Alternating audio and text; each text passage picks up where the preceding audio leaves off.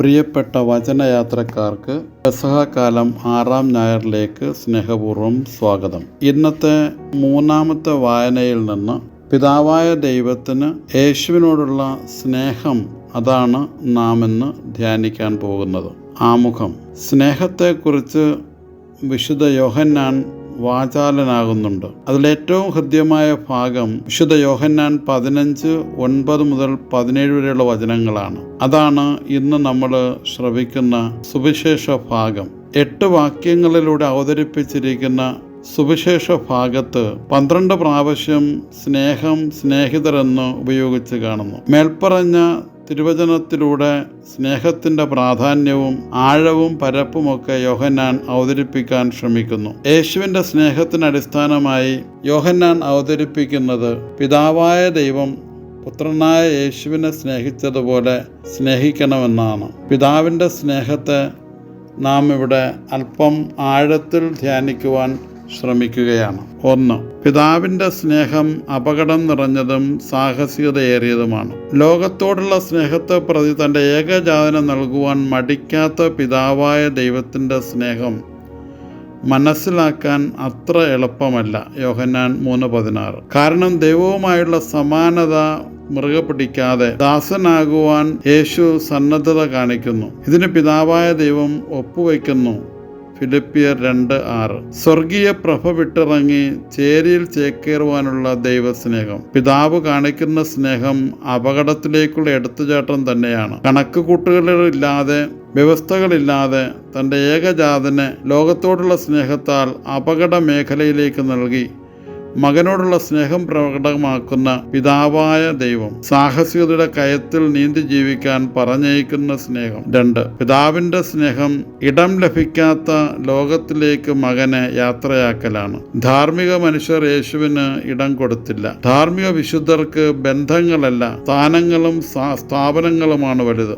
മനുഷ്യരല്ല, ജീവനില്ലാത്ത നിയമങ്ങളാണ് അവർക്ക് വലുത്. നീതിമാനും നന്മ നിറഞ്ഞവളും ദൈവവും ദൈവത്തിൻ്റെ ഭൂമിയിൽ നിന്ന് പുറത്തു പോകണം. ദൈവത്തിൻ്റെ ലോകത്തെ വെട്ടിപ്പിടിക്കുന്ന സംസ്കാരത്തെ പരുവപ്പെടുത്താനും ഇടം തേടാനും ഇടം കൊടുക്കാനും ഇടം നൽകാനുമായി ദൈവം തൻ്റെ പുത്രനെ അയക്കുന്നു. ബന്ധങ്ങളുടെ ഊഷ്മളതയിൽ ഇടം കണ്ടെത്താനും ഇടം കൊടുക്കാനുള്ള ആഹ്വാനം നൽകുവാനുള്ള യാത്ര. അവനെ കണ്ടപ്പോൾ അവർ പറഞ്ഞു, വരുവിൻ, ഇവനാണ് അവകാശി, ഇവനെ കൊന്ന് നമുക്ക് അവകാശം കൈക്കലാക്കാം. മത്തായി 21:38. ദൈവപിതാവിൻ്റെ സ്നേഹത്തിൻ്റെ മധുരിമ നുണയുമ്പോൾ ഇന്നിൻ്റെ സ്നേഹത്തിൽ നിന്നുള്ള സുഖം അത് ദൈവപിതാവിൻ്റെ സ്നേഹം അനുഭവിക്കുക തന്നെ.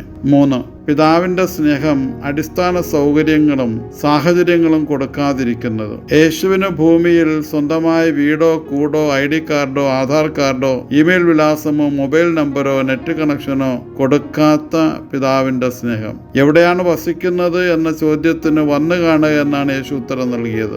അന്ധൻ, ചെകിടൻ, ഊമൻ, മുടന്തൻ, കുഷ്ഠരോഗി മുതലായവർ താമസിക്കുന്നിടത്ത് താമസിക്കാൻ തൻ്റെ മകനെ അയക്കുന്ന പിതാവിൻ്റെ സ്നേഹത്തിൻ്റെ വശ്യത ഒന്ന് വേറെ തന്നെ. 4. പിതാവിൻ്റെ സ്നേഹം ജനിക്കാനും ജീവിക്കാനും മുൾമുന മെത്തകൾ മാത്രം നൽകുന്നത്. അസ്വസ്ഥ ചിത്തയും ജീവിതത്തിന്റെ അർത്ഥതലങ്ങൾ തേടുകയും ചെയ്യുന്ന സംശയങ്ങളുടെ ഉരുൾപൊട്ടൽ നിറയുന്ന കുടുംബത്തിൽ പിറക്കാൻ തൻ്റെ മകനെ അനുവദിക്കുന്ന ദൈവപിതാവിൻ്റെ സ്നേഹം. രാത്രിക്ക് രാത്രി മാതാപിതാക്കളോടൊപ്പം പ്രാണരക്ഷാർത്ഥം ഓടിപ്പോകാൻ അനുവദിക്കുന്ന സ്നേഹം. അപ്പൻ്റെ സ്നേഹത്തിൻ്റെ സംരക്ഷണം അത്ഭുതാവഹം തന്നെ. 5. പിതാവിൻ്റെ സ്നേഹം വിമർശനത്തിനായി തൻ്റെ മകനെ വിട്ടുകൊടുക്കലാണ്. യേശുവിൻ്റെ ചുറ്റിലും നിയമജ്ഞ, പരിസേയ, സദുക്കേയ, പുരോഹിത, ഹെരോദ്യ സംഘങ്ങൾ. യേശുവിനെ ആക്രമിക്കാനായി അവർക്ക് വിട്ടുകൊടുക്കുന്ന ദൈവപിതാവിൻ്റെ സ്നേഹം.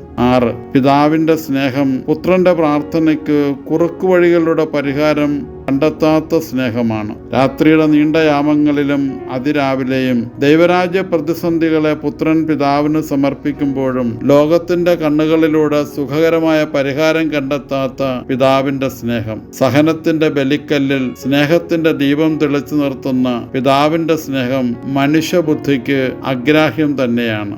7. പിതാവിൻ്റെ സ്നേഹം സമർപ്പണ നദിയിലും മലയിലും, ജോർദാൻ നദിയിലും താബോർ മലയിലും സഹനത്തിൽ നിന്ന് മാറാൻ വിതുമ്പുന്ന യേശുവിനെ മാറാൻ അനുവദിക്കാത്ത പിതാവിൻ്റെ സ്നേഹം. 8. പിതാവിന്റെ സ്നേഹം മരണത്തിന്റെ ഭീകരമുഖം കണ്ട് ഗെത്സമനിയിൽ വെച്ച് യേശു 3 പ്രാവശ്യം നിലവിളിച്ച് അപേക്ഷിച്ചപ്പോഴും സഹനം മാറ്റിക്കൊടുക്കാത്ത പിതാവിന്റെ സ്നേഹം. പകരം ദൈവം തന്റെ ദൂതനെ വിട്ട് ആശ്വാസം നൽകുന്നു. 9. പിതാവിന്റെ സ്നേഹം ചാട്ടവാറടിയേറ്റ് വാങ്ങുന്നു. പിലാത്തോസിന്റെ വീട്ടിൽ വെച്ച് ചാട്ടവാറടിയേറ്റ് മാംസം ചിതറി വീഴുമ്പോഴും കുരിശോടുകൂടെ കാൽവരിയിലേക്ക് നയിക്കപ്പെടുമ്പോഴും ചങ്ക് പിടയുന്ന സ്നേഹം, അതാണ് പിതാവിന്റെ സ്നേഹം. 10. പിതാവിന്റെ സ്നേഹം മുഖത്ത് തുപ്പലേറ്റപ്പോഴും ചെകിട്ടത്ത് അടി കൊണ്ടപ്പോഴും പരിഹാസ രാജാവായ മുൾമുടി ധരിപ്പിച്ചപ്പോഴും തെറ്റില്ലാത്ത യേശുവിനെ തല്ലിയപ്പോഴും നിശബ്ദനായി സഹിക്കുന്ന പിതാവിന്റെ സ്നേഹം. 11. പിതാവിന്റെ സ്നേഹം ജീവനോടെ കുരിശിൽ തറയ്ക്കപ്പെടാനുള്ള കാൽവരി യാത്രയിൽ കാൽവരിയുടെ വിരുമാറിൽ നടന്നു കയറാൻ കഴിയാതെയാകുമ്പോഴും വെറോനിക്കായും ശിമയോനും ഭക്തരായ യഹൂദ സ്ത്രീകളും ആശ്വാസത്തിന്റെ തീരങ്ങൾ ഒരുക്കുമ്പോഴും വിണ്ടുകീറിയ ശരീരത്തിലെ വാർന്നൊലിക്കുന്ന ചോര കണ്ടിട്ടും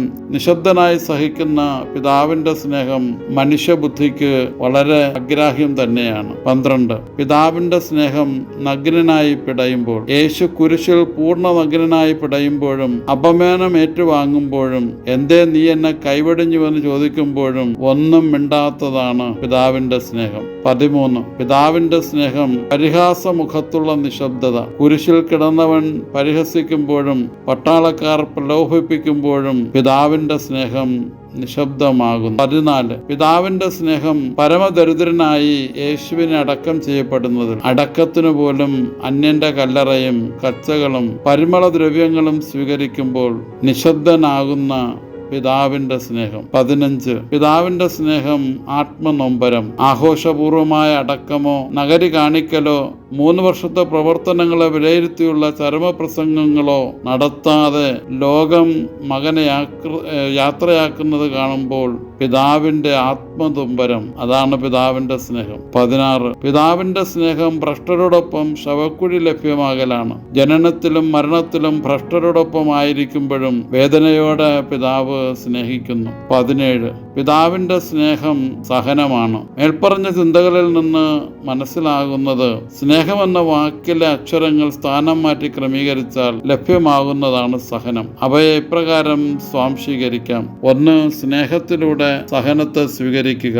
2. സഹിച്ചുകൊണ്ട് സ്നേഹിക്കുക. 3. സഹനമാണ് സ്നേഹത്തിന്റെ ആഴം കൂട്ടുന്നത്. 4. സഹനം ദൈവസ്നേഹത്തിന്റെ ഉത്തരീയമാണെന്ന തിരിച്ചറിവാണ് ആവശ്യം. 5.